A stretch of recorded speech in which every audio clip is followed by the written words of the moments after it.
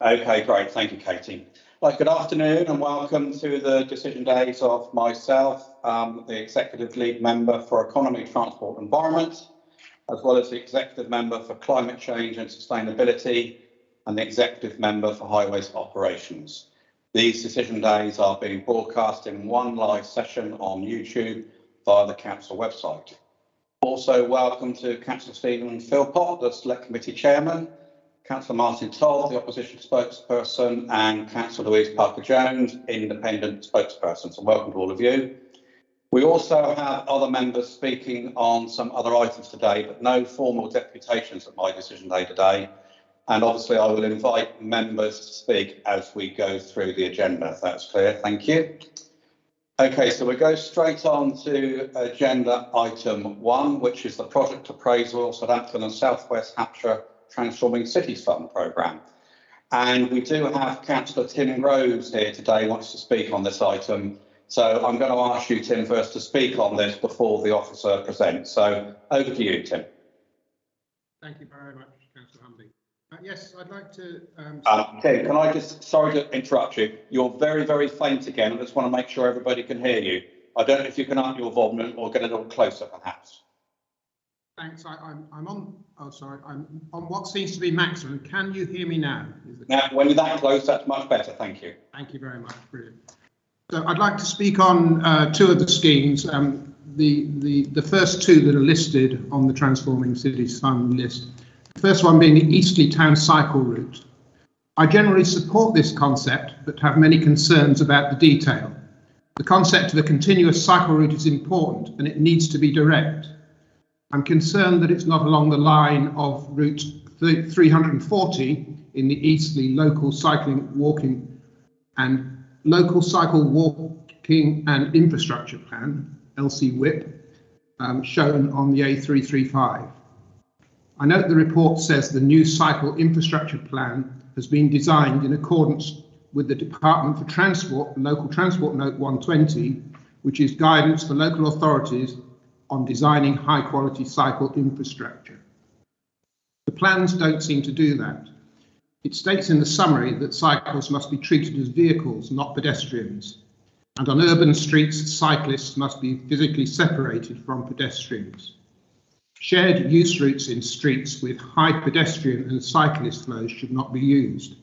And that applies to Lee Road. The idea of using Desborough Road, which is what most of the route is, might make sense, but if so, I would suggest car usage of that road should be access only to the property parking spaces. The road needs to be marked for use by cyclists otherwise. Also, I'm concerned about the detail shown for Lee Road. The scheme details say a new continuous segregated cycleway on the southern side of Lee Road. The section from Southampton Road to Market Street makes sense, with a parallel crossing for pedestrians and cyclists. That looks a great improvement, and a segregated cycleway on the south side of Lee Road, encouraging its use by cycles. But then the proposal seems to get lost, and the plans just show an illogical road marking arrangement at the Market Street junction and a free-for-all on Lee Road in the currently pedestrianised area from Market Street to Desborough Road. A segregated two-way cycle route, in my view, needs to be marked out so that cycles know where they need to be and pedestrians can also know where they need to be wary of cycles. Can I ask why the concerns about loss of parking spaces have not so far been addressed with ward councillors? That's feedback I've had. And also the concerns about rat running in residential streets. I understand an alternative to use High Street running alongside the Swan Centre to Wells Place and then along Hands Way was suggested, and has a response to that being made.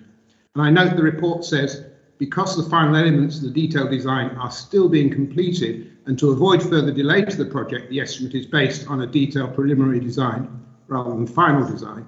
But can I have a reassurance that local and ward councillors will be consulted before details of the final design are published? So those are my comments on the first scheme. Do you want me to speak on the second scheme as well at this point? Do that, and I'll get Andrew Catchwell to run through the report and try and address those issues as we go through. Thank you. Thank you very much, Councillor Humby. So my comments on the Bishopstoke Road bus scheme. It's marked out in the report as Bishopstoke Road bus scheme Fair Oak at one point, but the scheme is not in Fair Oak, but it's mostly in Eastleigh. It includes new traffic signals at Chickenhall Lane in Eastleigh and Riverside in Bishopstoke. They clearly, need to give priority to buses if we're to achieve any benefits. For buses, that is. Unfortunately, though, this scheme doesn't seem to address the congested part of Bishopstoke Road west towards Eastleigh Town Centre. As well as being the only route to Fair Oak from Eastleigh, that is the only access to Chickenhall Lane from the M3 and M27 motorways. So it's a critically important piece of infrastructure, particularly with our plans for our capital plans for a waste disposal facility on Chickenhall Lane. It does provide improved crossing facilities for pedestrians and cyclists. That's good. I understand the new lane westbound will be for buses only. It would make sense to also allow that lane to be considered for use by cyclists to help with cycle infrastructure on this important link. And of course, this is another one in the Eastleigh LC Whip cycle route 280, which it currently has a joint use path there. But if we want to encourage cycling, I'm sure we need much better infrastructure in that area. And that obviously is critically important because it's the only way over the railway from one side of Eastleigh to the other. It's also disappointing that 3 low bridges over the River Itchen are not being widened. They're quite simple structures. Well, one would think they'd be quite simple structures, but they're not difficult structures. The bus lane and cycle structure could do with extending over these too, I would say. My last comment is I won't particularly address the Riverside Junction in Bishopstoke, but I'm concerned about the consequences of the prohibited right turn in this scheme and diversion of traffic elsewhere. I would like to know whether these concerns are being addressed. Thank you. Councillor Groves, thank you very much. And sometimes call people Christian names, but I forget when we're on being recorded. I should say Councillor Groves, so I apologise for that. Okay, thank you very much for that. Lots of detailed points there. I will go to Andrew now, who's going to present the report. Hopefully we can address lots of those concerns and issues that you have raised. And I'm sure Andrew made references to some of those points as he went through as well, or noted them down. So thank you. So I'm now going to ask Andrew to present the report, bearing in mind some of the comments that Councillor Groves made. Okay, thank you, Councillor Humby. I'll just give a brief introduction to the report to start, and perhaps we'll pick up on those comments at the end. So this is really to present the Southampton and South West Hampshire Transforming Cities Fund Programme report, which seeks approval to implement 7 schemes as part of the programme, which is funded by the Department for Transport and Hampshire County Council held local contributions, and the total value is just over 13 million. Transforming Cities is a very fast-moving programme of work. So this first group of 7 schemes are presented together in the single report. But in summary, the schemes are located along three corridors.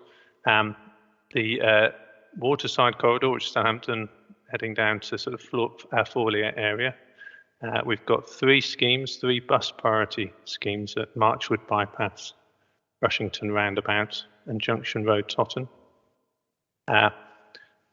Eastleigh corridor, we've got 2 schemes. We've just mentioned, we'll go through these later. Eastleigh Town cycle route and bus priority at Bishopstoke Road.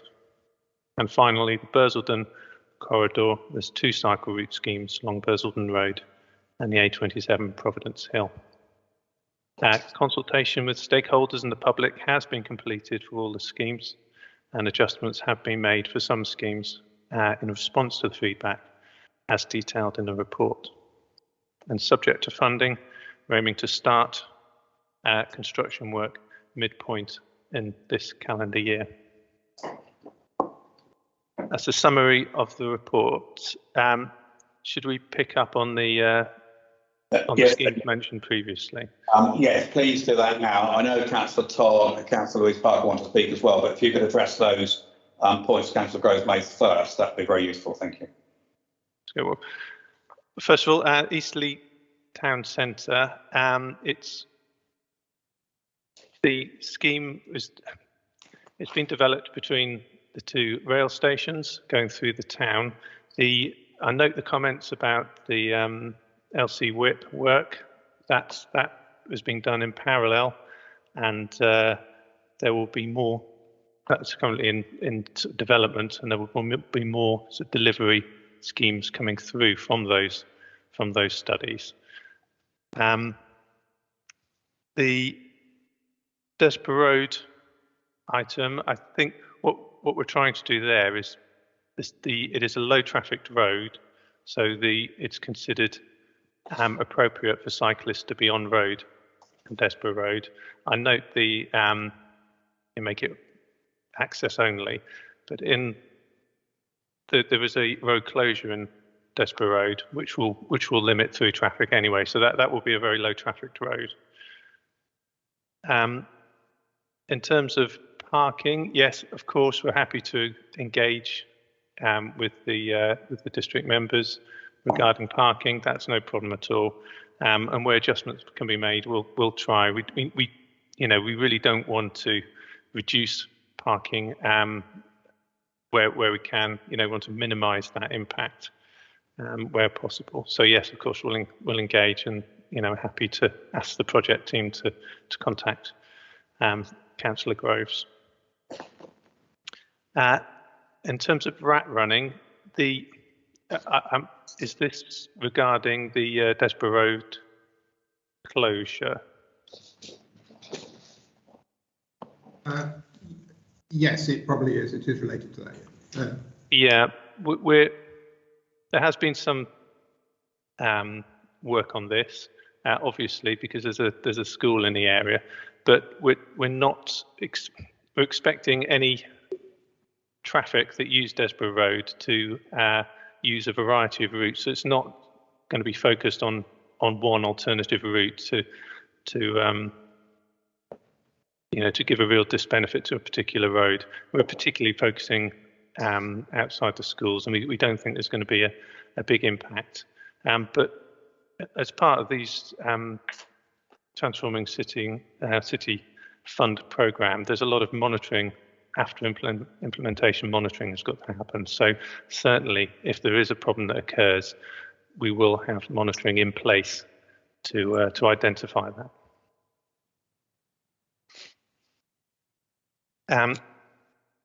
If we move on to the Bishopstoke Road. Yep.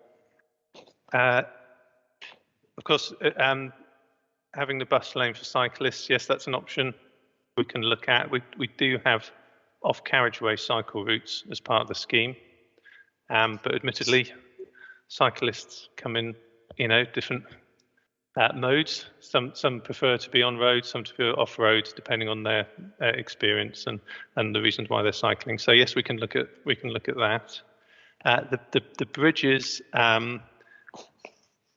weren't included in the original bid or funding, and that was mainly due to cost of widening bridges, and also probably time as well, because we've got a very restricted timescale in terms of delivering these schemes.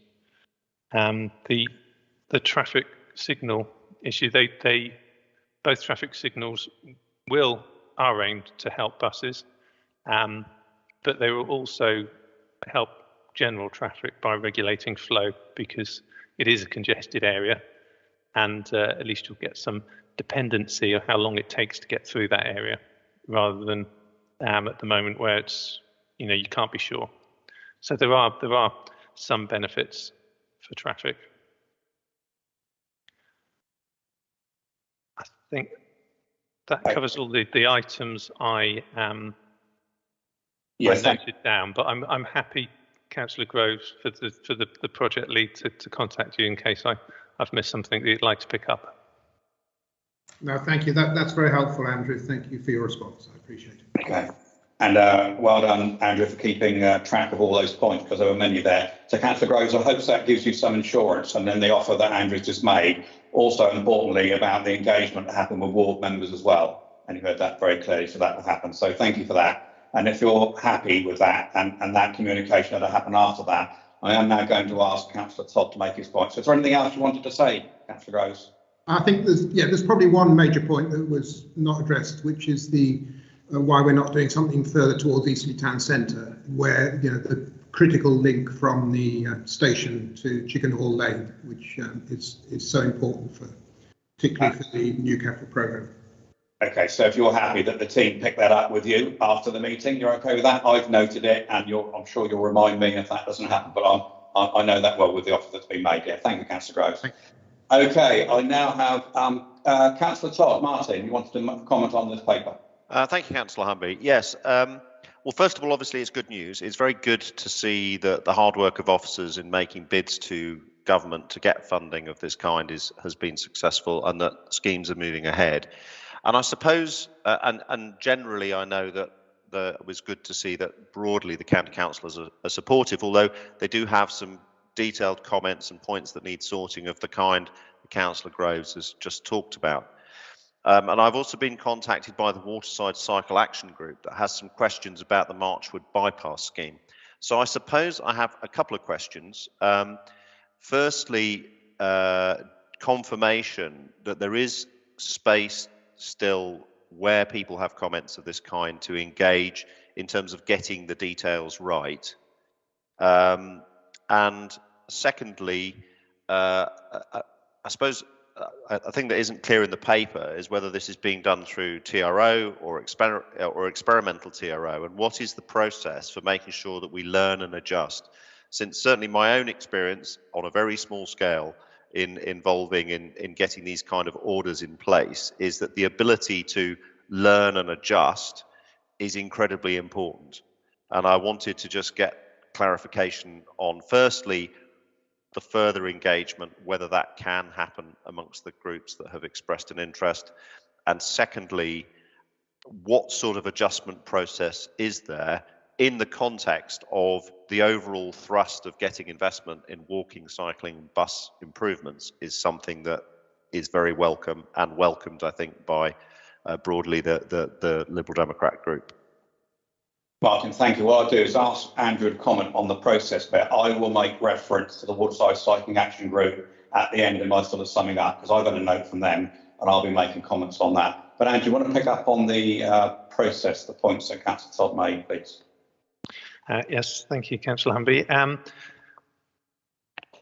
think this links to the temporary active travel fund programme of works, where we for way back for social distancing, when we were putting temporary schemes on the highway, and that enabled us to adjust them very quickly, because they are temporary materials, and it's a very reactive programme of work. The Transforming Cities programme of work is for permanent schemes.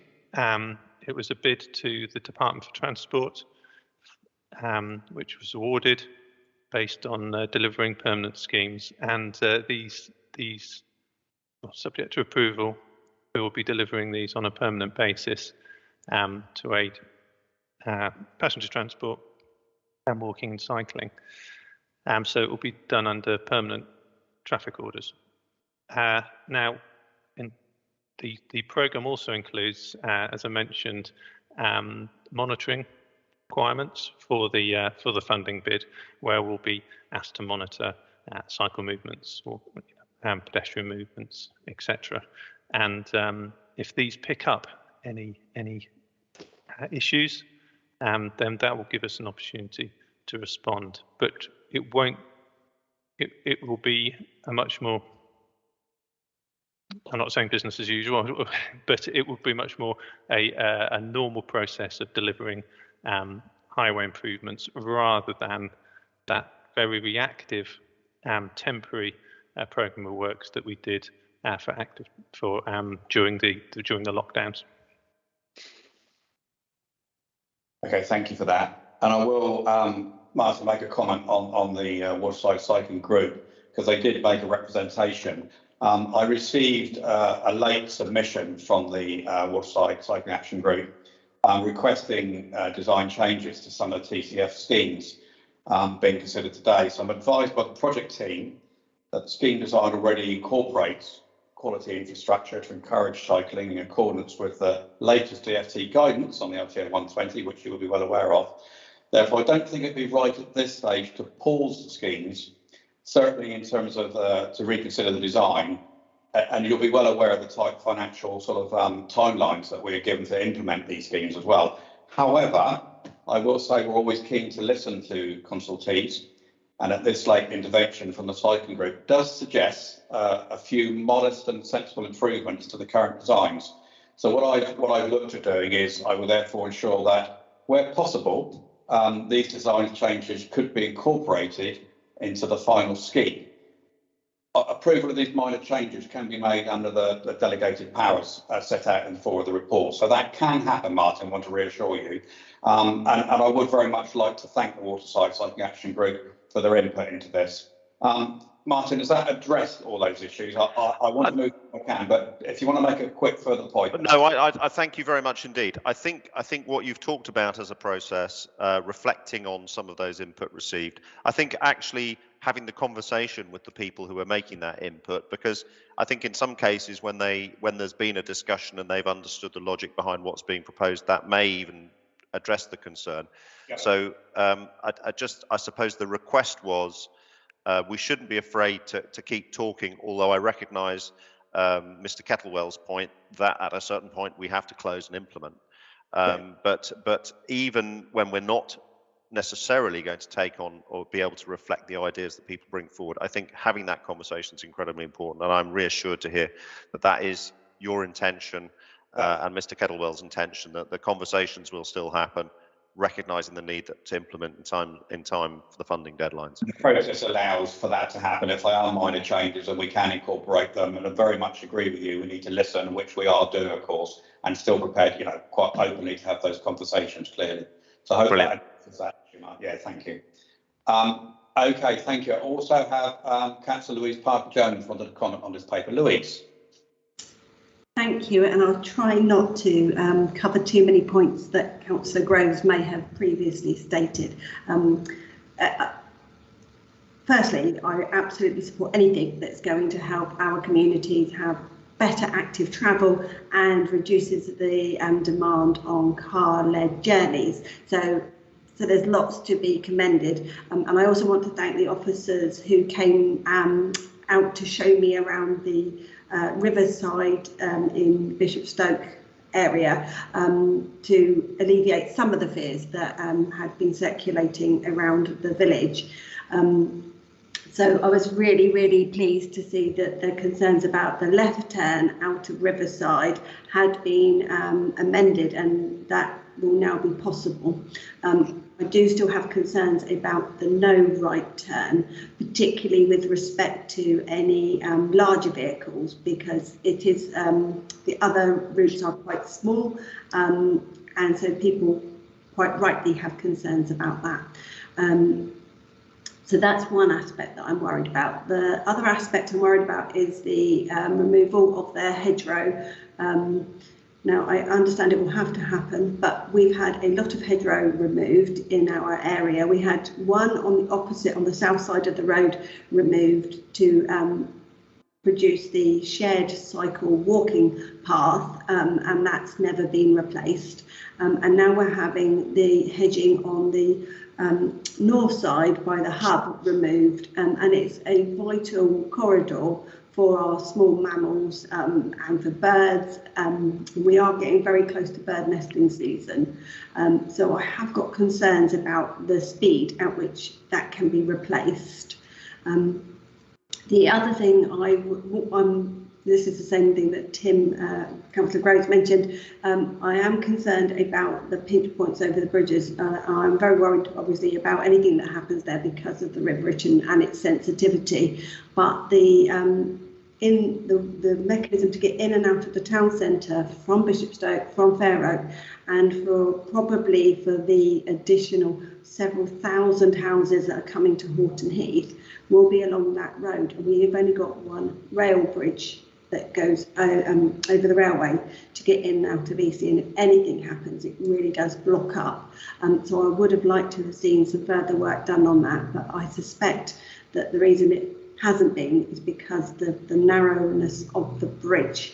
But apart from that, I think generally the scheme should be commended, and I do think if there could be some reassurance that a work is going to happen with the village to explain those changes that are coming, it will go a long way to alleviate some of their fears. Thank you. Louise, thank you for that, and for your comments as well. I'm sure I've already spoken to Andrew about the hedges side. Andrew, do you just want to comment on that in terms of the replacement of the hedges and potentially the net gain there? Sure, yeah. Thank you, Councillor Humby. In terms of the Bishopstoke Road proposals in the report, the hedges will have to be removed where they currently are, but they will be replaced, and as a part of the scheme, we'll see a net increase in the hedgerow length and number of trees. But it is correct that there will be a gap between removal and that hedge becoming established. And I think picking up on the other point is with the cycle scheme further along Bishopstoke Road, I think that's what's happened there.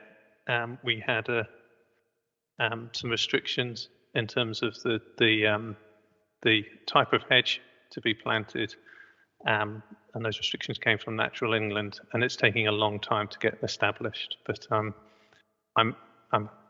I can ask the lead officer to contact you, Councillor Parker-Jones, to give you an update on that, and with the details, if that would be helpful. That would be incredibly helpful. Thank you. Okay, thanks, Andrew. Thanks to you, Louise. I will just say we need to make sure that I quite agree, make sure that the communications are kept up to date. Absolutely, to inform what's going on. It helps all of us. It's just people knowing exactly what's going on, and you've made that point before, so thank you for that. Just a point on the bridges. I know we've looked at that. I mean, there is a limit to the funding on this, and we need to make sure it's all noted and understand that. But also the time pressures on the spend all this. And when you look at this, I do want to thank Andrew and his team. There's an enormous amount of work that's gone in to get this far and doing this. And I know Councillor Oppenheimer understands these points as well. It is very time consuming, but I think overall we've got some really good schemes that have been introduced. But we do need to bear in mind that we do need to get these schemes in and completed within a certain time frame. So thank you to everybody. Thanks to Andrew. I don't have anybody else further to speak. So I don't know, Stuart, do you want to make a quick comment? If I could just make one very brief comment, Chairman, thank you. It's really just to say, I'm very, very sympathetic to all the points that are being made, and Andy's quite rightly given the undertaking about what we're trying to do. But ultimately, perfection is the enemy of getting anything done. And on these schemes with quick programmes, quick requirements to put bids together, prescriptive funding arrangements, we do have to take a view at some point and get on with it. And if we try and perfect the scheme or try and consult indefinitely, we won't get things done. So one of the reasons why we get funding like the TCF is because we've got a really good track record of actually spending the money on time, getting stuff done and building what we've bid for. So whilst, absolutely there's room for further discussion, tweaking designs and everything, that we really aren't at a point on any of these schemes where we can go and do a fundamental review. If we don't go ahead largely with what we've got now, then we'll be sending the money back. Thanks, Stuart. Appreciate that. I'm sure it's all noted as well. So thank you very much. And thank you, Andrew. Okay, nobody further to speak on this item. So Katie, having been through those answers as well, I'm happy to accept the recommendations in powers 2 to 5 on pages 5 to 6. Katie, thank you very much. Okay, thank you. So now we're going to go on to agenda item 2, the Hwrc booking system. First of all, I think Paul's going to present the paper, but I have Councillor Jackie Porter would like to comment on this first. So Jackie, over to you first, please. Thank you. Thank you very much. And I welcome the update, conscious that it was promised to be in operation for March. And I realised that although Alresford wasn't welcoming the public booking system, that other places did. And so I'm speaking on with that premise. So in the paper, it talks about setting out the context, outlining the operational benefits, highlighting the positive reaction and recommending retention. And I accept that you're going to continue with the booking for the slots. But there's a practicality, I think, that's being missed out, which is the opportunity to book a slot on the day. By having that opportunity to book a slot on the day, which isn't mentioned in the paper, it does allow, if there's good weather, or particularly in the summer when people make a decision relatively last minute, to be able to book that sort of thing on the day, and it would add greatly to the ability of people to fill up those last slots. The second thing is that there is nothing in the paper specifically to give clarity about cyclists and pedestrians. And I know that at some point you did say that you were going to review that.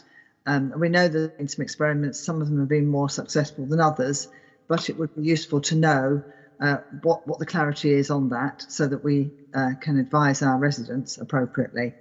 And the third thing really is that if you at any stage do decide that you want to remove booking on certain days of the week or at certain times, then Alresford's making a bid to be as part of that experiment. But the most important matter of this is about the opportunity to book a slot on the day, and also to seek the clarity for cyclists and pedestrians, because at the moment you can't in reality book a slot easily on the system unless you have a car number, and you can't book it except at certain times for pedestrians and cyclists. Jackie, thank you very much for that. And I will say, obviously at the Select Committee this morning, all those points were raised through Councillor Philpott's Select Committee, and I'm sure he might comment at the end. Very valid point, but I think all those were addressed through this morning's session at the Select Committee. So if that's okay, I'm going to ask Paul to present the report, and he can make reference to that because clearly he was there. But I mean, I know other members will. I know Councillor Philpott will probably make some comment at the end if that's okay. So Jackie, thank you very much. But I now will ask Paul Laughlin to present the report. Over to you, Paul. Thank you. Thank you, Chairman. As we've already noted, the report dual purpose, providing an update on the Household Waste Recycling Centre booking system and seeking approval to retain it indefinitely for the operational and customer benefits that it has offered. You'll recall the system was initially introduced as a COVID measure to manage demand and enable social distancing last year. In practice, it's delivered many other benefits, flattening the demand across the day, allowing site staff to plan servicing or maintenance more efficiently, and eliminating the disruptive queues on the highway at peak times that we used to see. The system has proved popular with the public. A recent survey of 25,000 customers indicated a satisfaction rate of above 90%, while 78% supported retaining the system in some form. Many other authorities are considering similar decisions. Indeed, the Western Riverside Waste Authority in London recently agreed a 5-year extension to their system, and Kent County Council approved a permanent retention of their system just last week. Officers and ETE are working with IT services colleagues to scope a project to evaluate the feasibility of integrating the booking system with our other online services, such as the van permit scheme. This will be completed during the spring, and depending on the recommendation, may require some continuation of the external procurement that we currently have. It should also be noted that a similar paper will shortly be taken by Portsmouth City Council, asking for retention at their Port Solent site. Southampton City Council have taken the decision to remove the system on a 3-month trial basis, and we are obviously monitoring the impact of this closely. However, we still firmly believe that the benefits of retaining the booking system overall far outweigh the risks for the reasons covered in the report. To pick up on a couple of those things that Councillor Porter mentioned, definitely same day booking is something that we've been very keen on doing for a while, and we've been looking into it with the external provider.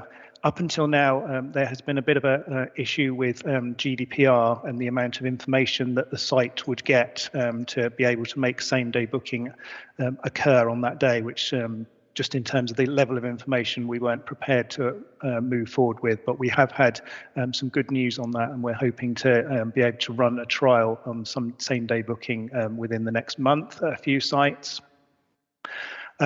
On the question of pedestrians and cyclists, so yes, we had the paper back last summer, which proposed a trial at 3 sites for pedestrian access on a controlled basis. Obviously, the booking system was fundamental to that because it allowed us to do that on a safe and controlled basis. That trial is coming to a close shortly, and we have a paper due to come to your decision day, Councillor Humby, in March to update on where what has come out of that and the proposals for where we go next with that. In terms of bicycles, we gave approval back in June that they were accepted at all sites as a permanent fixture because they could be booked in as highway users using the booking system.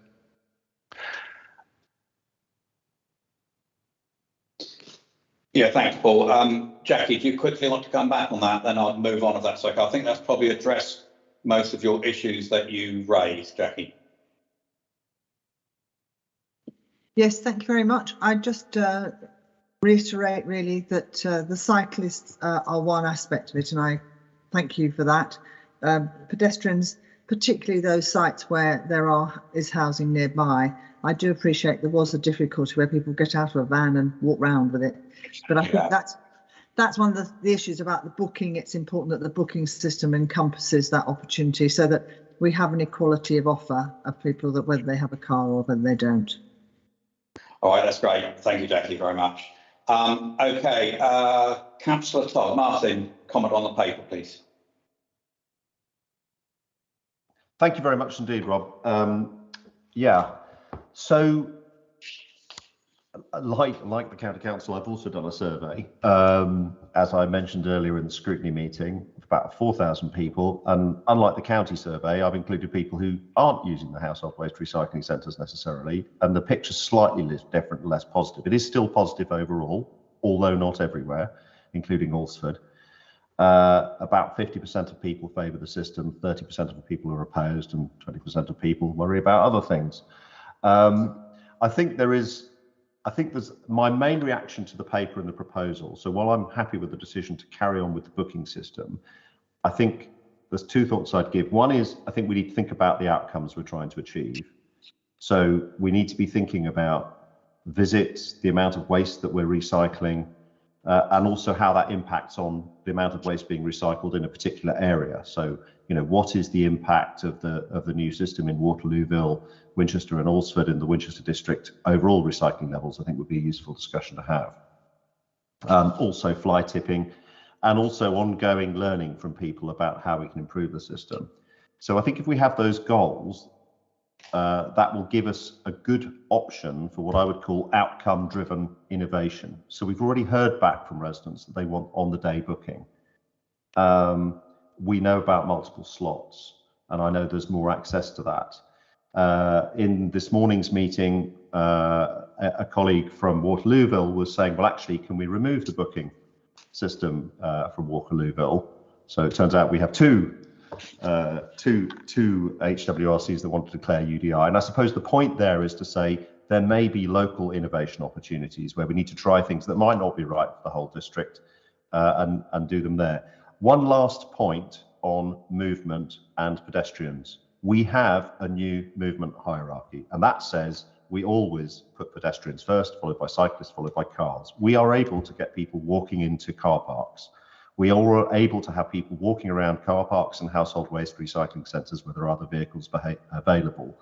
And so what needs to come into scope in terms of pedestrian access and cycle access is we just need to design it so that the movement can happen without clashes between the two, and be designing for proper pedestrian access where that's appropriate.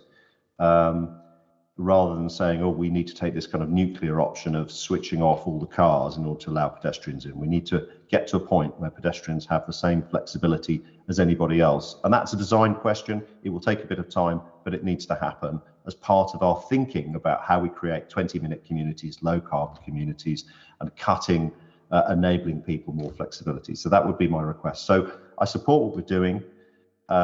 I think it would be helpful the next time we discuss this at a decision day or at a scrutiny meeting, that it's in the context of a more defined set of outcomes, and we talk about the ways that we can keep continuously improving the programme to deliver those outcomes.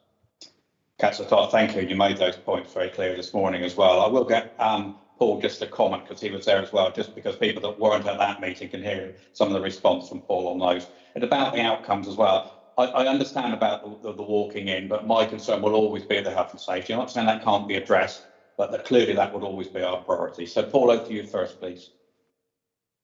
Thank you, Councillor Humby. Yes, I mean, I think innovation's a good word, and that's something that we would want to look at going through. We're obviously working with our IT colleagues to develop that system to see whether we can either host it on Hwrc ourselves or carry on with the external system that we've got at the moment, or come to some sort of hybrid to see that will offer us the best of both worlds. And you know, things like same-day booking were definitely a red line for us in terms of the specification for what we take forward. And the beauty of the booking system is that it does give us the opportunity to test things on a controlled basis, as we have proved with the pedestrians trial at the 3 sites over the last 6 months. So that's something that we would want to look forward to carry on doing. In terms of tonnages, obviously, we did see quite a sharp downturn last year because sites were closed for 6 weeks, and then we had the restrictions in place as a result of COVID. What we have seen over 2021 as the restrictions have eased is that we are starting to move back to closer to the 2019 pre-COVID waste tonnages, and it just what is happening is that we're seeing more people making less visits, but perhaps filling up the car more than they used to, rather than taking in a few bags and just popping in on their way through to somewhere. It's making people think about what they're throwing away. So not just reducing the number of journeys, but actually having an impact on what people are throwing away, which is ultimately, as we work towards waste prevention and other items, that's where we want to be. Well, that's great. Thank you very much. Councillor Louise Parker-Jones. Louise, you wanted to comment as well on the paper. Thank you. Yes, I like being at the end of the list because often all the points I'm going to ask have already been covered, and I do know that we did touch on this morning, so I was going to raise about pedestrians because they should be afforded the same opportunities as our vehicle drivers, and in my area, and I know in some of the other independent group members' areas, actually the booking system has been definitely welcomed. Perhaps it's because they're based more in a residential setting, so not having the queues on the road has been really good. I was also really pleased to hear about just one journey being made because somebody had booked something, and therefore they were thinking much more carefully about the waste they're taking rather than making half a dozen journeys, which is not good for our climate and environmental emergency that we find ourselves in. So I'm really supportive of us retaining this. Yes, I'd love to see the same day booking as well, and I don't think I can really add anything because all my points and my thunder has been stolen, but yes, thank you. Thanks, Louise. I'll make sure I reverse the order next time so you're able to get your points in first, I can assure you. So you'll need to be prepared then, absolutely. I don't think there's anything to answer there, Paul, but just thank you, Louise, for that. But I would just like to go to Councillor Philpott, the Select Committee Chairman, if he wanted to make a few points about his Select Committee discussion on this morning. Councillor Philpott. Yes, thank you, Chairman. Yeah, just a few comments, and following on from some of the others, of course, because some of the other speakers have alluded to the meeting that took place this morning. So I'll be fairly brief. The recommendations were accepted, although there was an amendment put forward to temporarily suspend the scheme at the Waterlooville site. It wasn't to scrap the scheme, as might have been suggested earlier. It was to suspend it, but nevertheless, that was defeated anyway. So I wouldn't go as far as to agree with Councillor Todd's analysis that it was a unilateral declaration of independence on the part of Waterlooville. It was really, I think, a couple of members who were keen to see something experimented on. It was pointed out that Southampton already, as mentioned in the report, Southampton already have decided to suspend their booking system for a period of 3 months, and we are committed to looking at that. And if there are any lessons to be learned, then perhaps we can do so. But we have an open mind. It was also mentioned by one of the members that perhaps we might want to consider a hybrid system in terms of the booking by having a period of time during the day at the beginning of the day when booking was not required between, say, 9 o'clock and 10 o'clock in the morning. However, it was pointed out that such a scheme may have some unintended consequences. For instance, if people were queuing between 9 and 10 a.m, they could still be queuing at 10 a.m. when people with slots, booking slots, arrived and weren't able to access the HWRC. So it did have a bit of a problem there. Plus, potential public confusion as to operating two systems in parallel might not necessarily be entirely helpful, and a possible reluctance on the part of some people to book if they feel that they can just turn up to use the system. So either it's a complete suspension, I would suggest, or a retention. And with 4 out of 5 people from a very substantial number of respondents saying that they were happy with the existing system, the members of the committee went along with that and were happy to, in majority, support the recommendation. Thank you. Councillor Philpott, thank you very much. I think one thing that came out of the meeting earlier was that we were looking at the communications and the comms on this about getting that messaging out, which we've already had a chat about, so that will be done as well. But thank you for that. I don't have any further comments. I don't know if any of the team, Stuart, or anybody wants to make any further comments, but no, okay. Or James, as you were there this morning? No, okay. All right, well, I do want to say thank you, though, to James and Paul and the team. Been an awful lot of effort has gone into this and the trials that we are doing as well, and we have listened, and initially for the reasons that we're doing it, but the benefits we have seen from that, and to get such a positive response from that, I think is a credit to you and the team and how that's been managed. So well done. So, Katie, nobody else further to speak. Very happy to accept the recommendations in powers 2 to 3 on page 73. Thank you very much. Okay, so now we will go on to the agenda item 3, moving traffic enforcement powers. And I think we have Mark and Stuart going to present on this.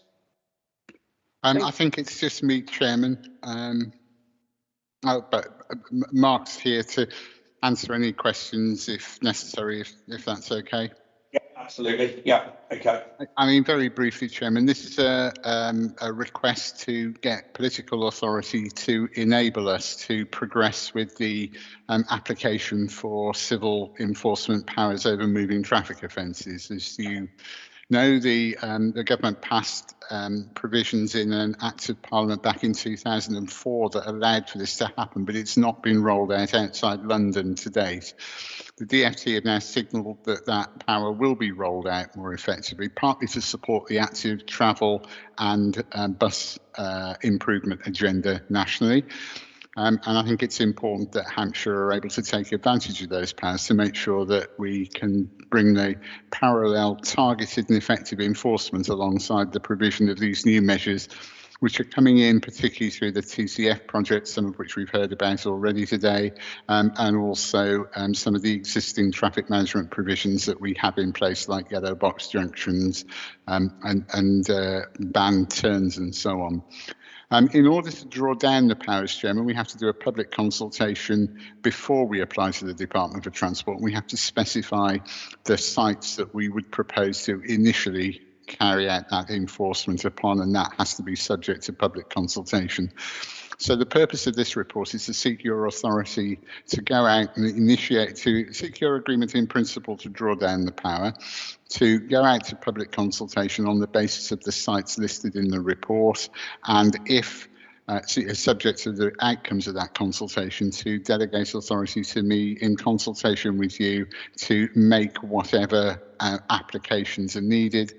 Technically, I believe it's a letter from the Chief Executive, and therefore the delegation makes reference to that as well. And clearly, if there was a very significantly adverse reaction in the consultation, then that would be brought back for a further executive member decision before we proceeded. So hopefully, Chairman, a relatively straightforward and enabling report at this stage, but my colleague Mark Samways knows a lot more of the details if there are any questions to be asked. Okay, that's great. Thank you very much, Stuart. That was excellent. I think Councillor Todd Martin, you wanted to speak on this paper.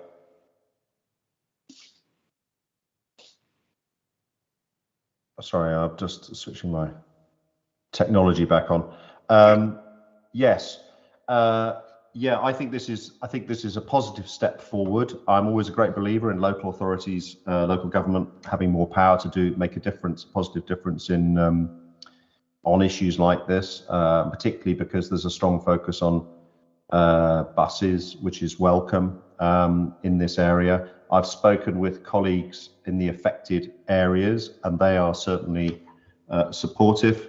So from our point of view, we support the introduction of these powers. We support taking these schemes forward to consultation with the public. Thank you, Martin, and appreciate the support there. So I think you've been let off today, Mark, I think, so you've got full support there. But Mark, would you like to make a quick comment as you hear it on the proposals?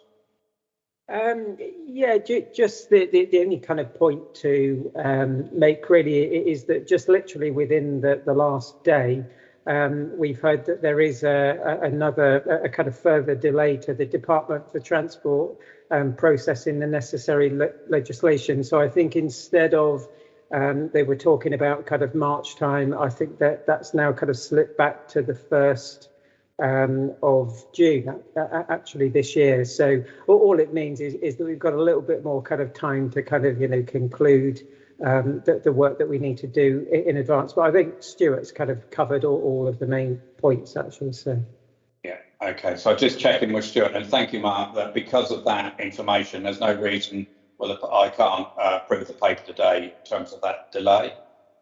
No, I don't believe so, Chairman. I think it just, as Mark says, it gives us a little bit more leeway between the end of the consultation and the submission of the request. Yeah, okay, that's great. Right, thank you very much, and thanks, Martin, for the support. I didn't know if Councillor Oppenheimer just wanted to comment on this briefly.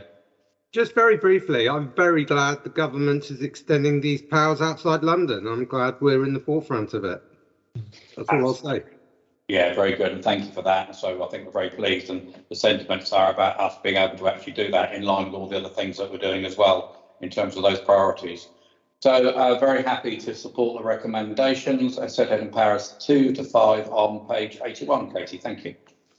Okay, so now go on to agenda item 4, ETE Capital Programme, Q3. So who's presenting that? I think it's you, Stuart, and Sue. Yes, Chairman.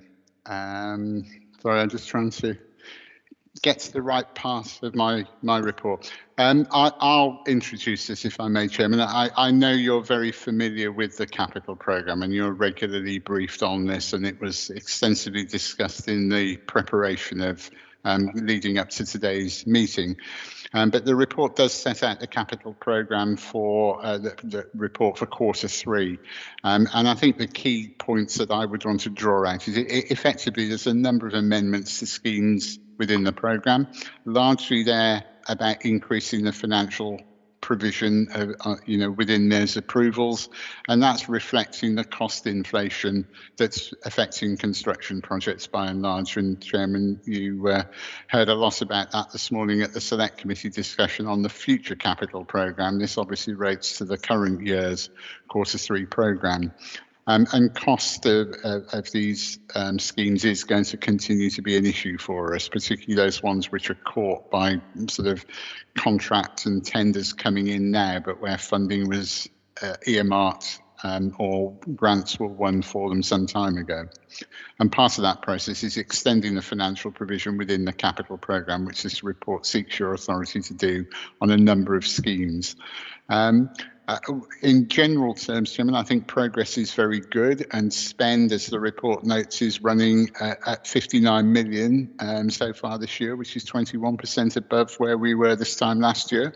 So, I think that's a really good indication, and I think a real credit to the people that have been doing the work to get these schemes delivered and get the programme off the ground. And go back to the point I made at the end of the Southwest Hampshire TCF report. We're good at doing this stuff, which is why we get government funding, because they can be confident that we are capable of spending it. The other point to make is that we have done an initial outturn projection, and we think that the outturn could be around £110 million for the programme by the end of the year. Last year we had an exceptionally productive last quarter. So if we have the same thing again, we may have a higher figure than that. But at the moment, the projection is for 110 million, which is some 6 million more than last year. But again, the point was noted today that that value is around the same as the entire revenue budget for the department, which does just point up how important the capital spending is to ETE, and 50% of our kind of overall gross turnover, if you like, is capital schemes. Thank you, Stuart. Thank you very much. I know Councillor Todd wants to speak, and then I'll see if there are any questions from there, but I might then refer back to Councillor Philpott later about the discussion that happened at his select committee earlier.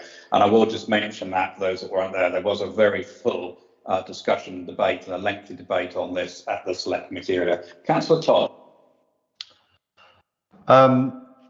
Yes, I think the main topic that came up for discussion at Environment, Transport and Economy, we obviously had a big discussion about the fact that we're very restricted in terms of the amount of money that the government provides, that we're facing big challenges in terms of inflation, particularly if we take a forward-looking view in terms of the capital programme for the future. There are big risks within it. Particularly, there's an issue that 155 million of the 275 million forward capital fund that we're looking at is dependent on government funding, and one possible warning sign that is covered within the capital programme Q3 report is that even though Gosport is a priority area for levelling up, the fact that it was part of wider Hampshire meant that we were not successful with that bid. And I'm sure that was nothing to do with the quality of what was submitted, and much more to do with the fact of the kind of area that Hampshire is seen to be. So I think there is quite a big risk on this capital programme and the picture going forward. And there's a fundamental issue that we don't have enough money, particularly in the context of the inflation, in order to ensure that our roads start to improve. And effectively, we are subject to political choices made on a national level to have highways decline in terms of their quality. So there are a lot of challenges with the papers in front of us today. To put it kindly, we're unhappy about the situation that we're in. There is one particular issue that we wish to highlight. In the paper, we have highlighted spending, although the funding is not yet confirmed, in a range of areas. The one area we haven't done that in, where we were concerned at the meeting, was about flooding. And there was a request that there is a concern about the increased levels of flooding that we're seeing through the through the surface water flooding, which is accounting. Sorry to interrupt, I'm just making sure that you didn't want to make these comments on agenda item 5 as opposed to... Okay, sorry, on agenda item 4, okay, sorry, I'll stick to that then. I think, I mean, first of all credit to the officers for all the work that they've been doing to deal with the cost of inflation. There's an important warning sign that I think carries over to the later discussion about missing out on the levelling up bid. And there's also a point in there which ties back to our earlier discussion about walking and cycling initiatives, where there's a statement in there about how hard it is to get those through, which has implications, I think, for the level of support and staffing and engagement that we're going to need in the future going forward. I'm not in a position to argue hugely, because this is a report on the capital programme and how it's being implemented, and I don't want to be critical of the hard work that the officers are putting in very difficult circumstances. But I think there are a couple of points in here that I wanted to highlight that I think will come forward and have relevance to the next 2 agenda items that we need to be mindful of. So this is a paper where we accept it for what it is. We thank the officers for all the work that they've done, but I think it's important that we see what's in here and recognise that it's flagging issues that we need to be mindful of going forward, and where, frankly, we would need a more robust national response in order to enable us to address them. Okay, thank you. And some of those points will be more relevant on the next paper, so we won't need to go through those again, I think. But I understand that. Stuart, I don't know if you just want to comment briefly on that, because most of this will be in the next paper. Yeah, absolutely, Chairman. I think Councillor Todd makes a very valid point that this is starting to show the impacts of inflation in the construction industry in the current year, and we are trying to anticipate and project that, but we'll obviously need to address that in the future years' programmes. Okay. So, and I'll just refer, so I'll come to Councillor Philpott on the next paper, if I may, Councillor Philpott, because that would be more relevant then, if that's okay. Like Stuart, Director, said at the very beginning, yes, I've been briefed many times on this, and we've been through the papers many times from my point of view. So I won't take any further on this paper, just I'm happy to accept the recommendations on this paper, the capital programme Q3. The recommendations in paras 2 to 15 on pages 91 to 93, Katie, thank you very much. So we will then go straight into agenda item 5, which is the capital programme 22-23 to 3-24, 24-25. I think, Stuart, do you want to do a present on this paper now first, and then I'll come to Councillor Todd and then Councillor Philpott after that, if I may. Thank you. Yes, thank you, Chairman. I didn't propose to do a lengthy introduction to this because obviously, as you rightly say, we had a very extensive debate this morning after a presentation of the key points on both the capital and the revenue budget forward looks. I think the key points really are the size of the capital programme remains very, very important.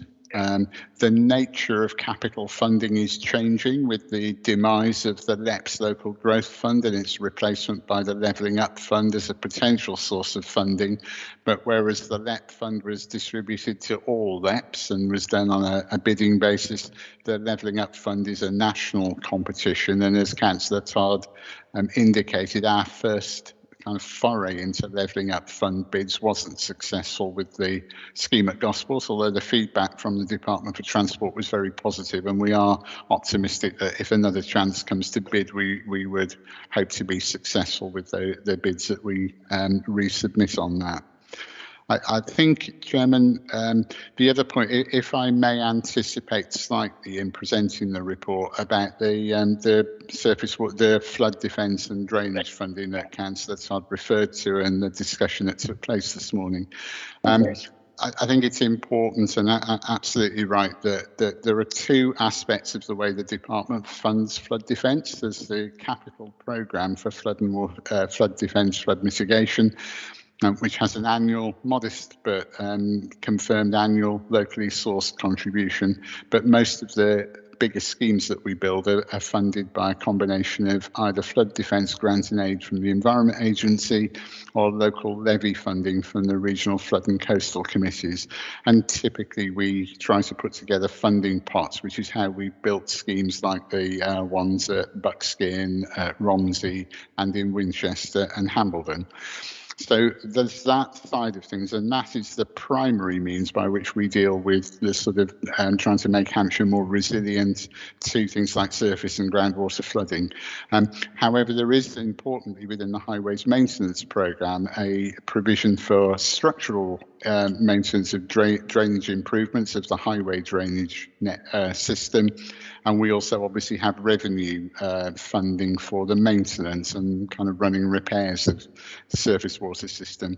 So in terms of making any particular provision for dealing with drainage programmes, it's important to sort of understand that the different types of funding relate to different operations, all of which ultimately are designed to try to improve Hampshire's resilience against flooding.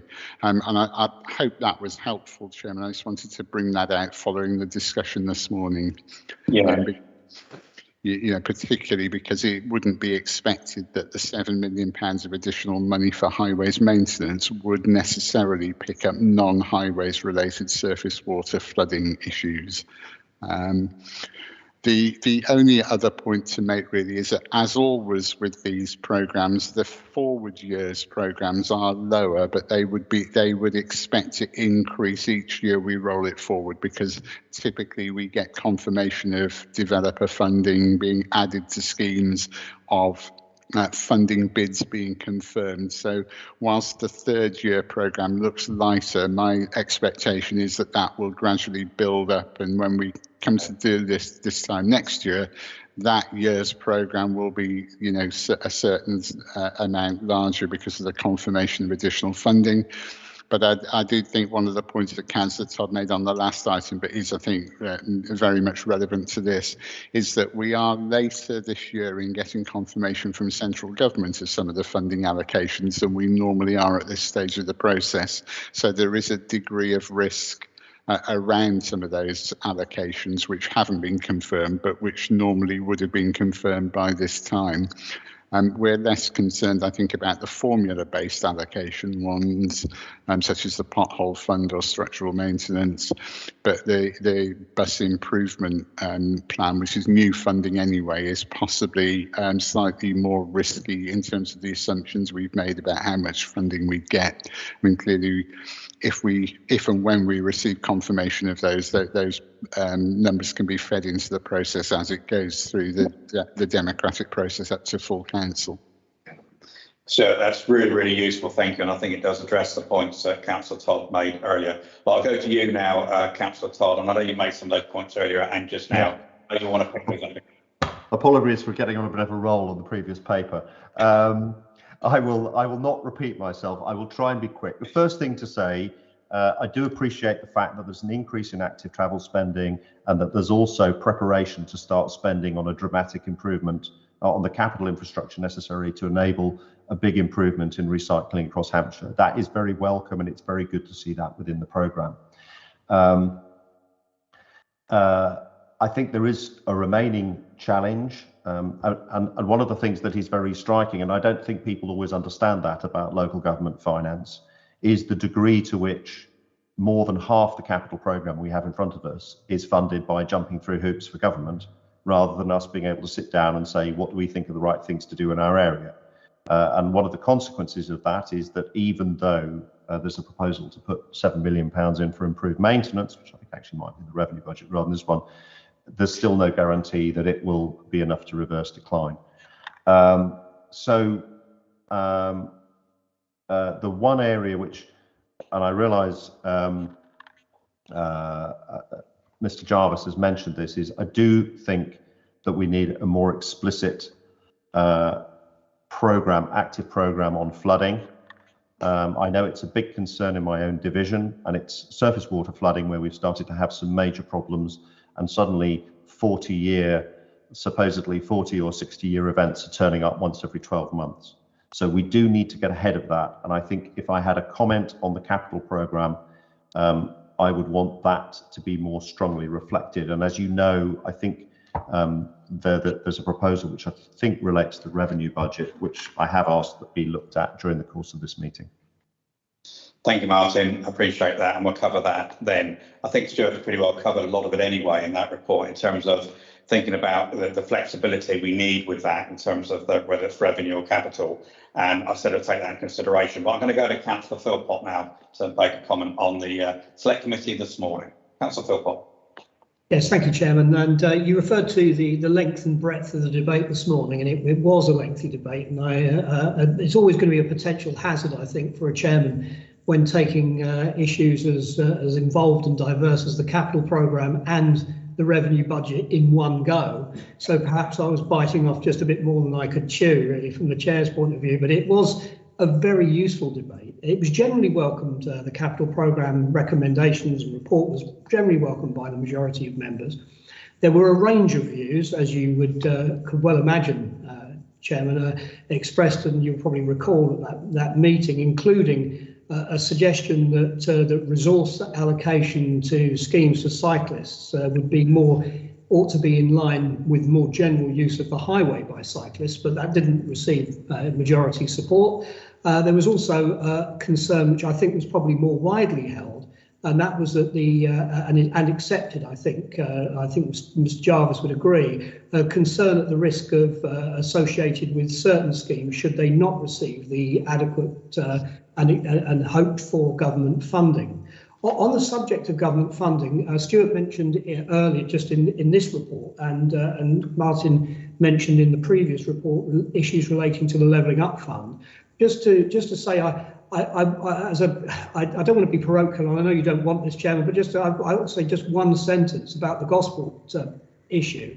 I wouldn't necessarily associate myself with with Martin's analysis that the Gosport bid failed because of its wider association with Hampshire location. I think actually the feedback not only on the bid for Gosport Borough, but also the one that Stuart mentioned just a moment ago, and that was the wider Hampshire bid, which had an element of assistance for Gosport in it, were very strong bids, and they were accepted as very strong bids. I have my suspicions, Chairman, that some of the more recent major infrastructure investments may have had an influence on the decision, potentially.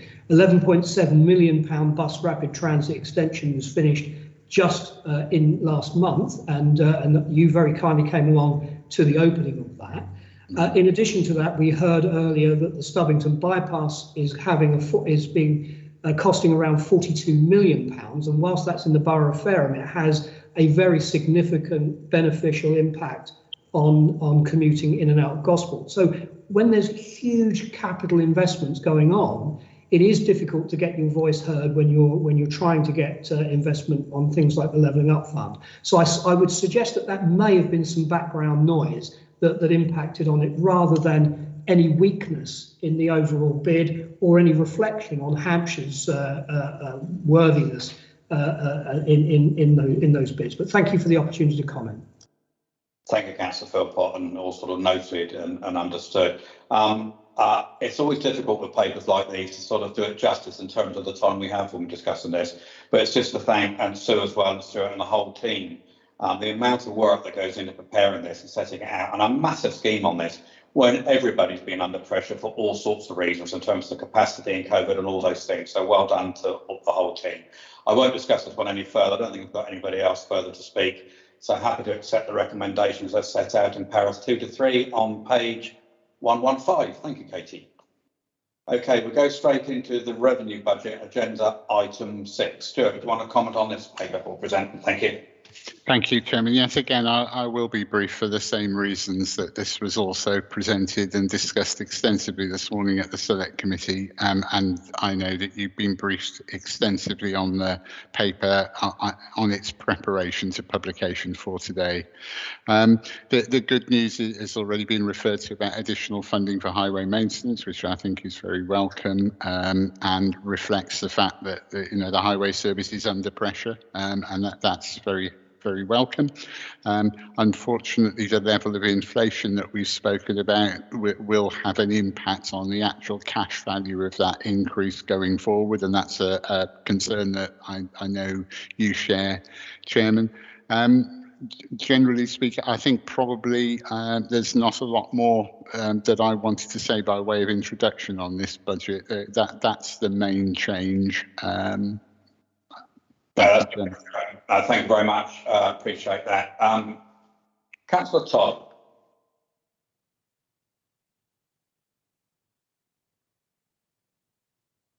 Are you still with us, Councillor Todd?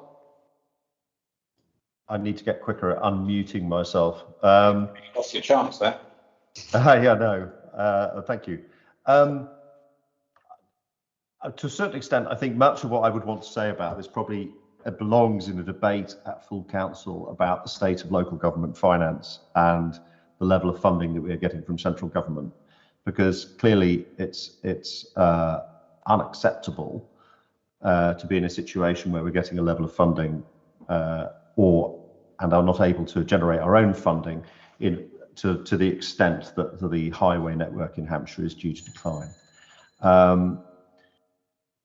Again, there's a lot of good work going on, but it's doing so in a situation of extremely constrained resources. What I did propose at the meeting this morning, and it relates to this point about funding, and it related, I think, to paragraph 24 of this report, was that there is a reference here to a programme of £7 million a year recurring extra funding for highways maintenance.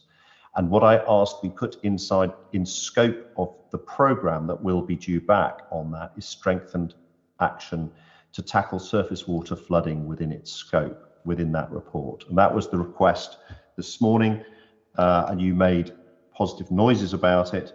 And so in the context of, shall we say, extreme unhappiness that we are put in this situation and not able to make the investments that I believe the county needs to support the economy and support the well-being and active travel of people in Hampshire. On that particular point, the flooding point, dealing with the consequences of the climate emergency is now really urgent. And I'd like, if it was possible, to include a response to that within the report that is done on the extra £7 million funding that is referred to in section 26. That would be, I think, a welcome and a good thing for the county to do. Yeah, thank you for that. I think we've certainly covered it this morning, and I did say absolutely take it into consideration. And I think Stuart's comments previously on the last paper and mine as well about the capital, the revenue and that flexibility. But Stuart, you just want to comment on that actual proposal in terms of taking it into consideration and understanding the points you made. I wouldn't want to amend certainly the paper now, but it's something that we could consider without being too prescriptive about that for the points you've already made. Do you just want to clarify that for me, please? Yeah, certainly. Thank you very much, Chairman. Yes, I believe that we can do what Councillor Todd suggests in terms of the way we look at that. The plan is to bring a paper back in March, which talks about the highway recovery plan, and those aspects of surface water flooding that do directly relate to the highway drainage could certainly be covered in that. I also think that the work that we do going forward on the kind of capital side of flood mitigation work would also be relevant to this, Chairman, and you know, some of the issues, particularly the flooding that took place in Winchester, are partly to do about just the specification of the drainage system. Well, if we're going to seriously upgrade that, that would be a capital item, and I think possibly as part of the work that I know Cabinet will consider in the summer about sort of capital priorities going forward, that there's also an opportunity potentially to consider looking at our own capital resources on the kind of wider flood defence, and not limited to highways, but all kind of flooding issues, to try and pick up that point, because I think it's more than just a single sort of single theme issue. It's partly highway drainage, it's partly kind of flood defences from a number of sources, and a programme of mitigation of trying to stop surface water getting too quickly to areas and overwhelming the drainage system is also part of the process. Thank you, Stuart. So, Martin, I think that probably does address that we had that discussion this morning. I know your amendment, but I mean, in terms of taking into consideration and a report and that paper go back, considering that when we come back in March. Is that, Martin, you want to make a quick comment? But no, I know that the on two levels, both to support the residents in my division who have been directly affected by surface water flooding on a scale that frankly none of us are used to, and secondly in the context where with the consequences of climate change we will see more of that in the future. I think that commitment to have a proper look at what we do on that and on the whole area of surface water flooding and wider flooding issues is something that's very welcome. So thank you very much indeed. All right, that's great. Thank you for that. I will go to Councillor Philpott very quickly, Steve, in terms of the comments that went through your select committee this morning. Yes, Chairman, thank you. I will be very brief, and that is just say that members of the select committee, like all members of the council and the executive too, share the officers' expressed concern relating to the potential impact of higher levels of inflation, particularly in the construction sector. But nevertheless, I think it would be fair to say, to balance this debate, the additional £7 million that has been allocated to highway maintenance is a very, very welcome move indeed. And whilst it may well get swallowed up to some extent by increased inflationary costs, it still nevertheless represents a significant commitment to the highways. And overall, the overall package envelope of money is up to £116 million, and an increase of £12.8 million on the year. So that £7 million year on year ongoing is very welcome. And I think the only discussion really that took place in any depth at the committee this morning was how that money should really be best used and allocated. Thank you. Yeah, thank you very much. I will just quickly go to Councillor Oppenheimer, because a lot of this affects the work that he does. You'd like to have a brief comment, Russell? Well, just to echo what was said earlier about the concerning impact of inflation on our revenue budgets, you know, whilst we welcome the extra money, if inflation continues at 15%, it's not going to stretch as far as we hoped. But no, I don't want to say anything else. Okay. All right. Thank you very much. So I've no further comments for anybody to speak on the paper. So happy to accept the recommendations as set out in paras 2 to 3 on page 143. Katie, thank you very much. Thank you. Okay, so we'll go on to agenda item 7, which is the 22-23 revenue budget for culture, communities and business services, emergency planning. And I think we have Patrick Blogg is going to present the paper. Patrick. Thank you. Thank you, Chairman. That's right. Yeah, good afternoon, everybody. So this paper really is to consider proposals for the revenue budget for emergency planning for the year 22-23. This area moved over to culture, communities and business services earlier this year. And you'll see in the paper there's a reasonable amount of background financial information, but in respect of emergency planning, the outturn forecast for that is an underspend of 93,000, which was largely because a number of the income streams needed to be put on hold during the response we had for COVID. You'll see also within the paper that the cash limit for the next financial year is going to be 301,000 as proposed. And finally, I'll just refer to section F where we talk about the savings proposals, the revenue savings proposals. First of all, identifying the savings proposals which were a hangover from T2021 transformation to 2021, which was £50,000, which was largely, as I said, a result really of the impact of COVID and income streams being put on hold. But also looking forward to the savings proposals for 2023 of 45,000, where we're going to be looking quite carefully at the whole of the service, all aspects, thinking about the structure, the resources, how they deliver that service, but also looking at efficiencies and how we might employ different technologies, and looking forward to things like business development and income opportunities as well with partners. But Chairman, that was all I was proposing to say on the paper. Thank you. Thank you, Patrick. That was excellent. Thank you. I think Councillor Todd. You have to be quick. Yeah, I was just going to suggest, I mean, firstly, I think we should all pay tribute to the work that the team do. Yeah.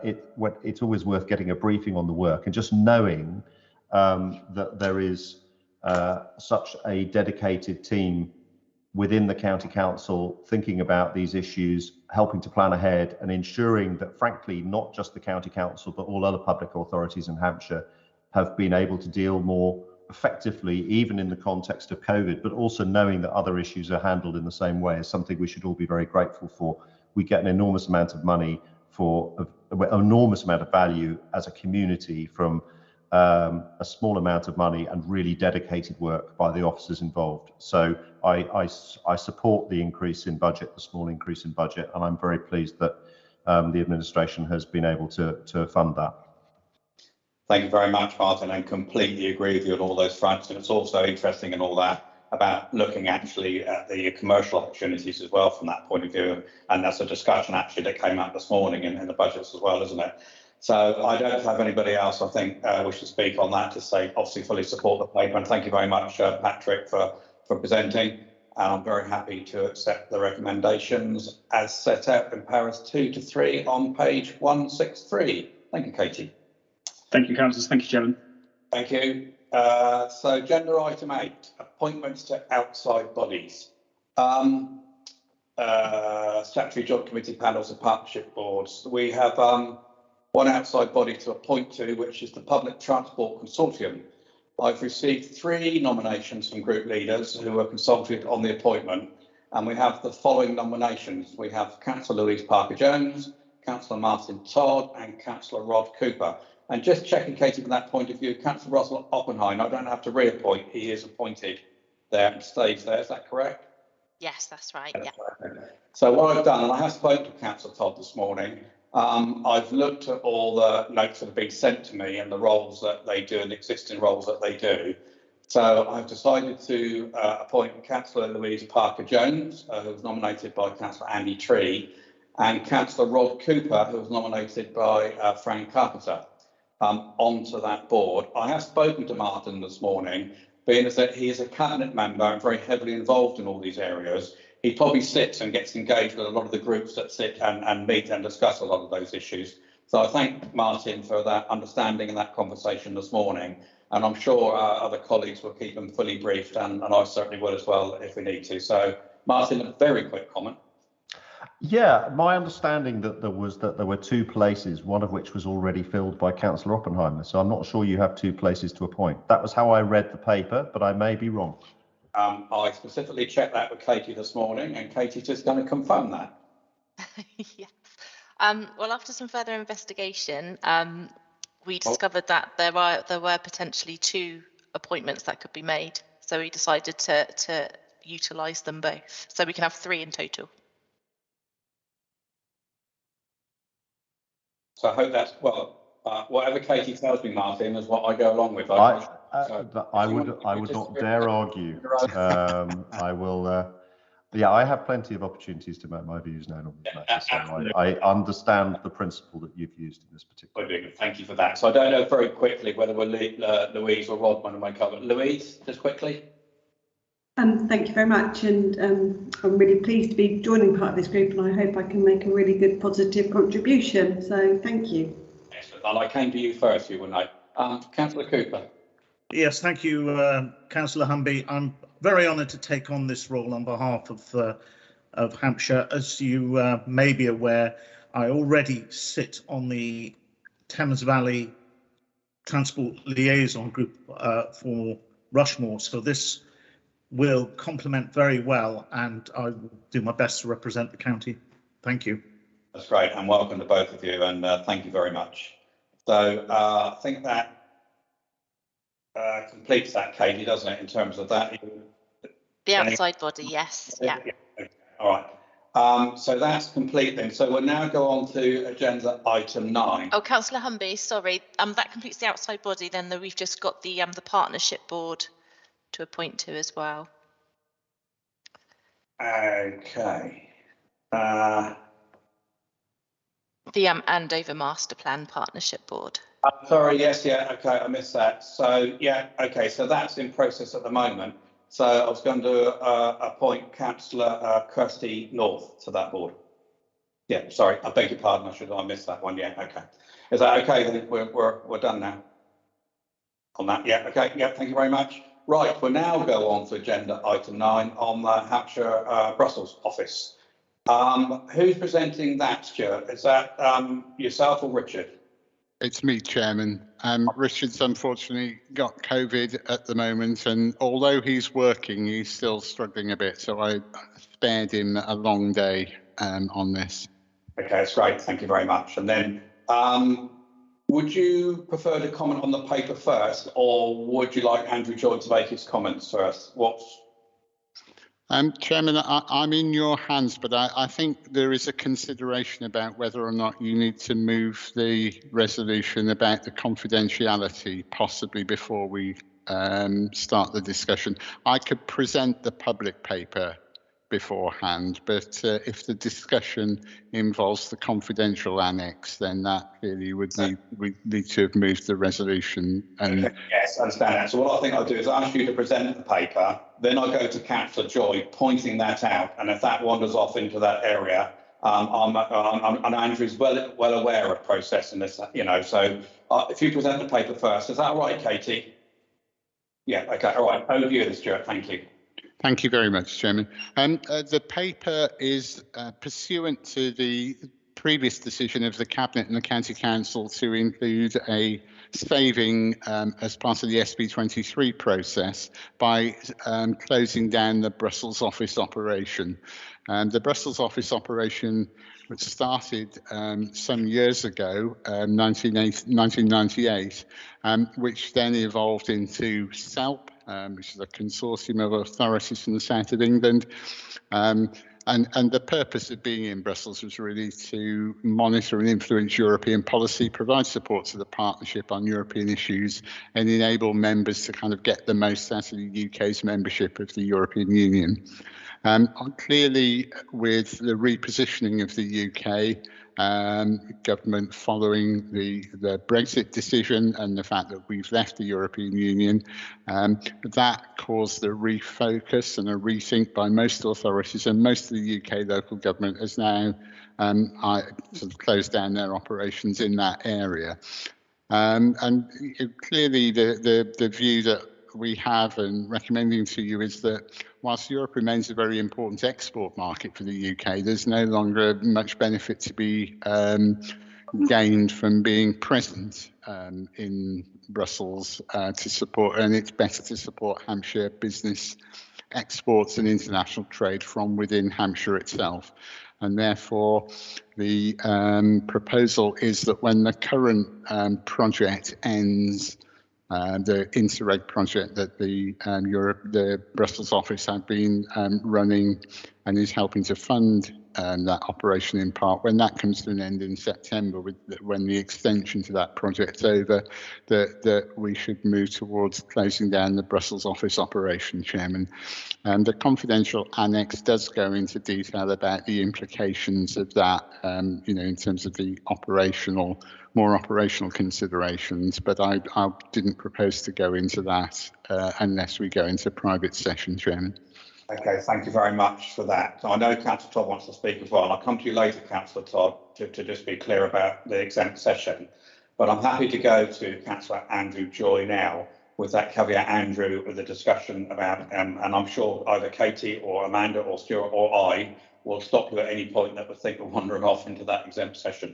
So if that's okay, I know you absolutely understand that, so apologies for that, but I do need to be very clear on that, which we will appreciate. So would you like to make your points, Councillor Joy? Thank you, Andrew. Thank you very much, Chairman. And I do appreciate having the resource of supervision available to me. I will try to resist any temptation to wander off into the confidential items, but as I say, I'm also glad to see a few faces that I haven't seen for a long while. And just from the outset, could I sort of thank Stuart for the one occasion, which was, I think, back last November when we had a bit of a chat about this. The point is that I've actually not been involved in any discussions, despite the fact that I've actually was with the executive member up until May of last year and have continued as the lead member on European matters since. So I've had no engagement at all with officers, other than that one element with Stuart. So I've been coming a bit from a bit behind, and it's a pure luck that I actually happened to spot that this item was on your decision day just about a week ago. So forgive me if I'm doing a bit of a whistle-stop tour, and I will try to be as brief as possible.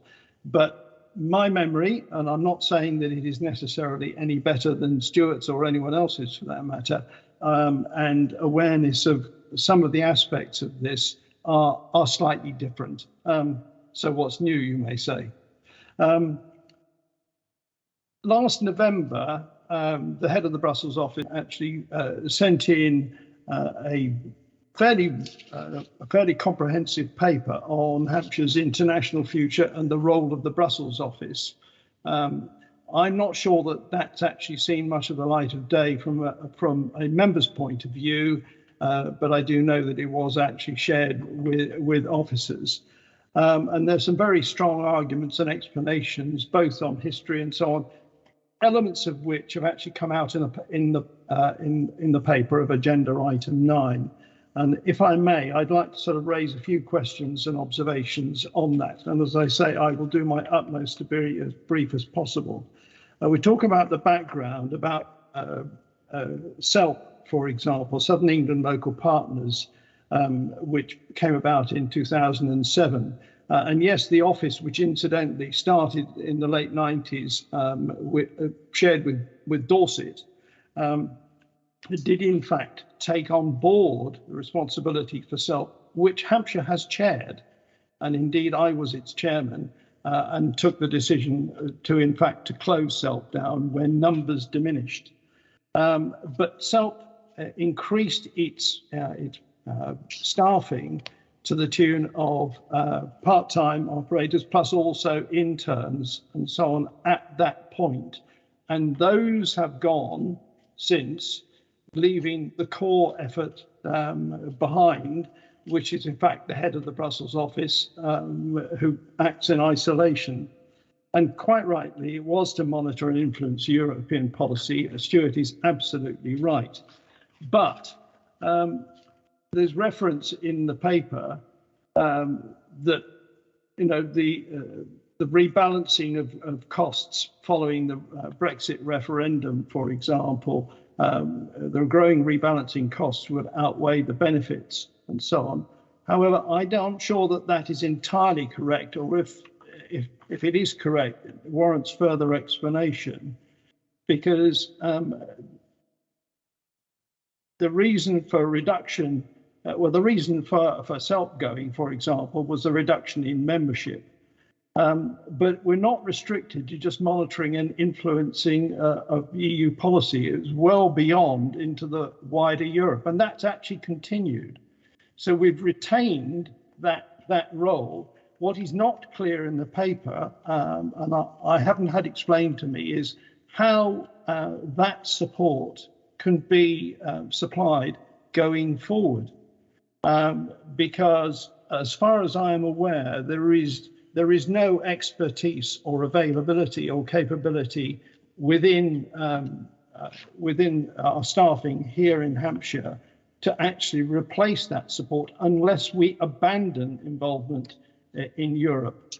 And in the paper, which the head supplied, I mean, there's a quote which I think is highly relevant. This is basically from a House of Lords committee report saying that Brussels-based UK offices and organisations are active and influential members of a wide range of European sectoral networks, and it's vital they should be able to maintain membership of and cooperation with such networks post-Brexit. Well, we've done that in the sense that we have continued membership of the Assembly of European Regions, for which I'm currently the elected chairman of its monitoring and evaluation group and sit with its executive board. Now, that needs to be supported, and the current seconded officer in support of that role is in fact the head of the Brussels office, who happens to be located in Brussels, where, contrary to what some people may think, there are something like 270 regional offices of regions around Europe, not just EU based, but equally also as far as UK representation is concerned, there's over 30, not 2. So the question I really want to get into is, if we are closing the office or the operation, and by definition one loses that support from Brussels, where is that necessary support for this ongoing involvement, which needs to be more intensive, going to come? And none of this has actually been discussed with me, which is disappointing. And I do wonder to what extent we can achieve that. Or is there an assumption, which is not based on a political decision, that we are withdrawing from this, when in actual fact we're looking to expand our operation through county deals and the like? And if I could just add in at the last moment to ask Stuart to what extent we are aware of Horizon Europe, which is a 96 billion euros project over the next sort of 5 to 6 years, with a UK government commitment of €1 billion per annum, and having identified that has presented opportunities within education and so on, which we in another department have already expressed an interest, which raises the questions of how we can actually actively address that if we don't have somebody sat close to the table. So if I draw a line at that point, I appreciate it's taken a bit of time, but I just think there's a lot more to think about before we just leap into just a black and white decision. Okay, Councillor Joy Andrew, thank you very much for that. What I'm going to do is move into exempt session, and I'll explain why in a minute, because I'm worried about being able for Stuart and anything to be able to answer that fully. We might drift into exempt, and I'm nervous about that. So what I'm going to do then is read out exactly the reasons why we do this. But just to be clear, we will go back and resume to make the final decision. I think that's important to say. So I'm just going to read that out, Katie, and then I'll ask you to stop the webcast after that. So exclusion of the press and public, that the public be excluded from the meeting during the following item of business, and it is likely in view of the nature of the business to be transacted or the nature of the proceedings, that if members of the public were present during this item, there would be disclosure to them of exempt information within the paragraphs 1, 4 and 5, part 1 of Schedule 12A to the Local Government Act 1972. And further, that in all circumstances of the case, the public interest in maintaining the exemptions outweighs the public interest in disclosing the information for the reasons set out in the paper. So, and just to be clear, we will return to the webcast to make the final decision. But Katie, can I ask you to pause the webcast, please, and let me know when that has happened? Thank you. Thank you. Yes, I will do. And Councillor Groves, just to confirm that I will need to remove you from the meeting as well, if that's okay. Thank you, Kate.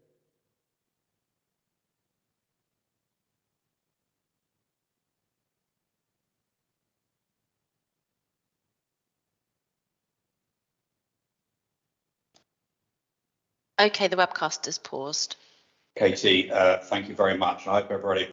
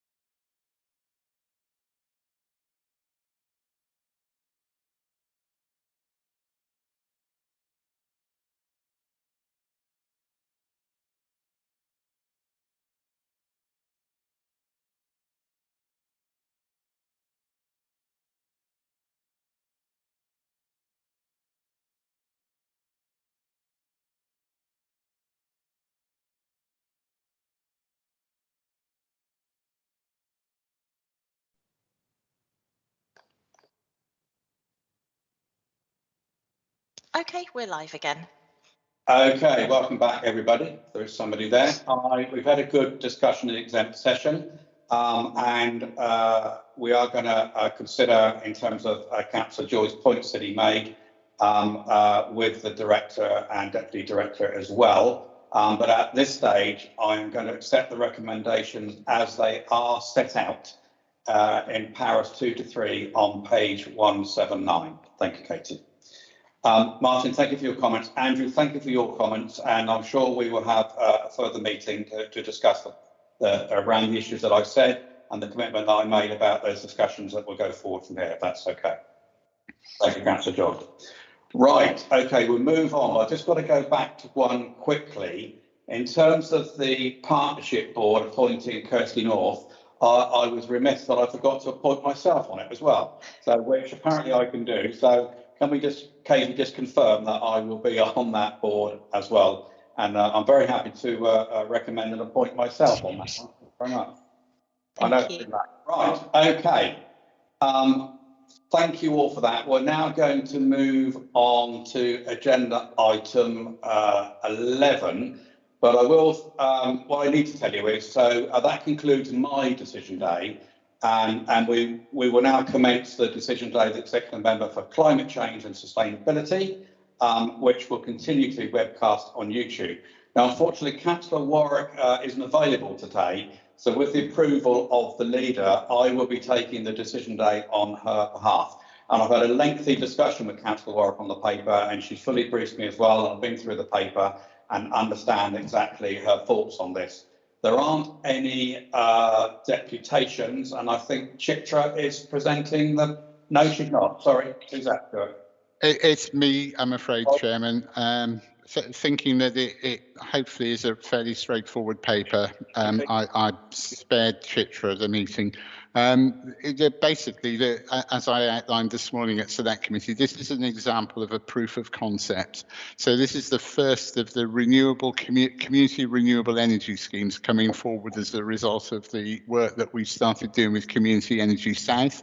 It's for a solar installation at Overton, and the recommendation is that the County Council should invest £10,000 in shares in the community company based at Overton, really as a demonstrator, a proof of concept that community renewable energy schemes can work, and the endorsement of the County Council, I think, will be important as a signal that sends. It is our intention to use this as a learning exercise, Chairman, and potentially bring forward to Councillor Hwrc to a future decision day a proposal to establish a fund for supporting some further Pathfinder community energy schemes using climate change resources. But at this stage, because initially the deadline for expressions of interest in shares on this was the end of January, we put this down for decision day today ahead of that paper. The share offer has been extended since then, but we still felt it was prudent and important to make the decision today, Chairman. I'm happy to add any more details, but that's essentially the position. No, that's great, Stuart. Thank you very much. And pretty well outlined the comments that Councillor Hwrc made to me as well in support of the paper. Martin, do you have a brief comment on this? Very brief, Rob. Firstly, obviously, it's great to see this happening. It's fantastic that the county is getting behind the community energy company. What I wasn't clear of reading the paper was how it will scale, what's going to happen to the other partners. Is it a question that they're just slightly further back in the process, or because there are, I think, 5 sort of enthusiastic people working in this area filtered down from an earlier number, and I just wanted to ensure that they're still very much in the game to get support if their proposal is worked up and in a way that merits funding. Okay, Stuart, I don't know if you want to comment on that, or James. Yeah, very briefly, Chairman. I think, Councillor Todd, that's the purpose of this suggestion of establishing a fund to continue to support these. Hopefully, a revolving fund is the concept that we're working on. The return, and this proposal, for example, offers a 4% return. The idea would be that the as we invest in a number of schemes, the returns would go back into the revolving fund to kind of potentially be reinvested. Clearly, there'll be a limit on the degree to which the county council can support community energy schemes across the whole of Hampshire. But the idea was to establish a fund that might support, you know, a small number of demonstration or pilot projects. There's nothing about approving this proposal that sort of shuts the door on any other ones. It is, Councillor Todd, as you rightly kind of guessed, that this one happens to be the furthest ahead or the most advanced of them, and that's why it's come to a decision point earlier than the others. Thank you. Thank you. Is that okay, Martin? Thank you for that. Yeah, no, that's extremely helpful. It's much appreciated. I'm very pleased to hear that there's a plan for fund. I think there will be a worthwhile discussion to be had about how the county supports the scaling of community energy when we get to that point, or helps people access other sources of fund to scale community energy. But it sounds like that's one to wait for a later date, and certainly this paper, full support. That's great. Thank you very much. I know Councillor Hwrc will be very pleased to hear that support. So very happy to support the recommendations in para 2 on page 193, Katie. Thank you. Okay, so that brings to the end of my D-Day reports in this session and Councillor Hwrc's D-Day reports in this session. Continuing this session, I'm now going to hand over to Councillor Russell Oppenheimer for his D-Day reports. Russell. Thank you, Chairman. Good afternoon. I'm Russell Oppenheimer. I'm the Executive Member for Highways Operation, and this decision day continues to be webcast on the County Council website. There are no deputations today, so I'd like to move to item 12, please. Project appraisal, Whitehill Borden, the Oakhanger Road Station Road Shared Use Path. I'm going to invite Stuart Jarvis, please, to introduce this briefly. Thank you very much, Councillor Oppenheimer. Yes, this is another instalment on the walking and cycling strategy in Whitehill Borden. I know you've been very supportive of a number of schemes that have come forward on an individual basis in recent times, and this is the latest one. And this one's being brought forward. I think it's the value of the scheme that means it's an executive member decision rather than one of some of the smaller elements of the overall green grid proposals have been done under delegated power. I think this is another important scheme. It was felt important to bring this forward now because there are benefits to be derived from this scheme in its own right, but further work on Station Road is planned and further proposals will come forward in due course, which will then link in with these proposals to kind of deliver even more benefits. But this scheme sort of washes its face in terms of immediate benefits that it brings, and therefore it's recommended to you today. Thanks very much, Stuart.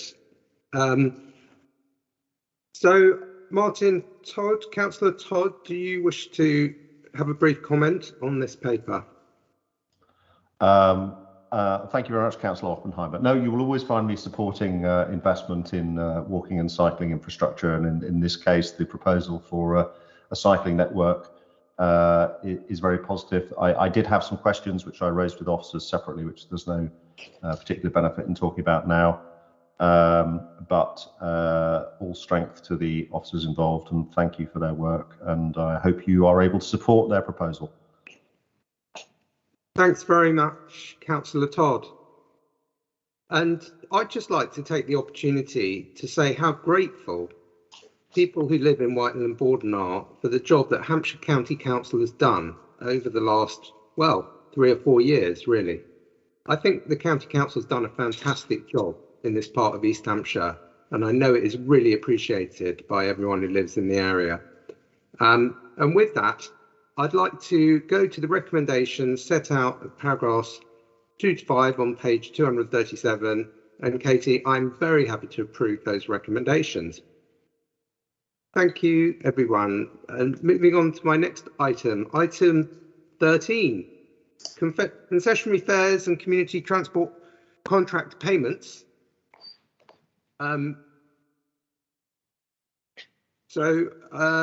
I think Lisa's not here, so I think, Stuart, you're introducing this as well. Over to you, Stuart Jarvis. I am. Thank you very much, Chairman. Yes, apologies, you've got me for all your items today. But again, Chairman, I know you've been through this in some detail previously and had the opportunity to talk to the officers in detail about the operation of the proposals.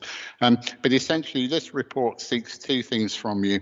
It seeks your agreement that we fall into line with DfT guidance on restoring the concessionary fares payment regime to be transitioned back to paying for use rather than paying to contract levels, regardless of use, which was something that was introduced as a measure during the COVID pandemic, reflecting the importance of keeping public transport services operating at a time when ridership levels were so much lower.